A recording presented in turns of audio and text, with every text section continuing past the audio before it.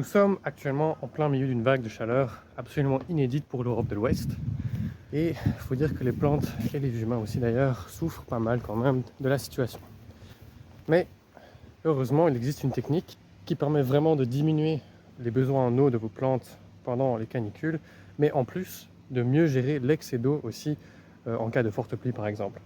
Donc je vais vous montrer ça tout de suite avec un petit exemple concret.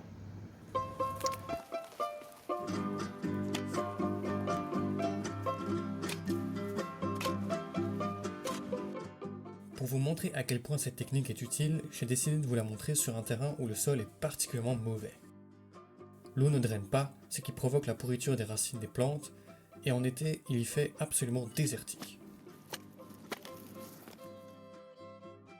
D'abord, vous allez creuser un fossé d'environ 20 cm de profondeur et 20 cm de large, tout en veillant à bien laisser la terre sur le côté.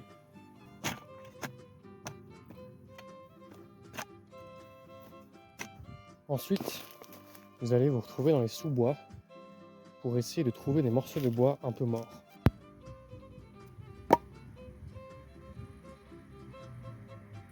Continuez ensuite à remplir votre trou avec de la matière organique facilement décomposable.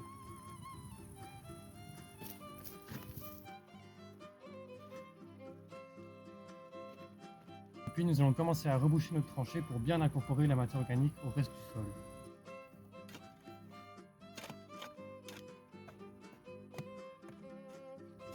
La matière organique a un rôle crucial. En effet, l'eau reste collée à la surface des particules de matière organique, même lorsque le reste du sol sèche. Et c'est ça qui permet à la butte de conserver l'humidité, même en cas de canicule.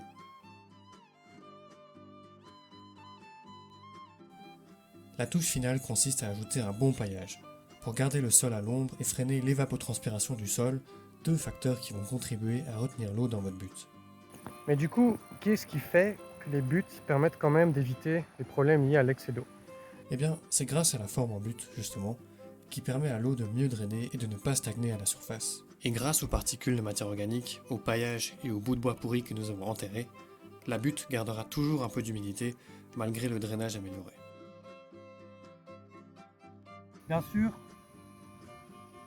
il va falloir arroser un petit peu le temps que les plantes prennent racine, mais une fois que les plantes auront bien pris racine au sein de cet humus que vous avez apporté, franchement, le résultat est pas mal.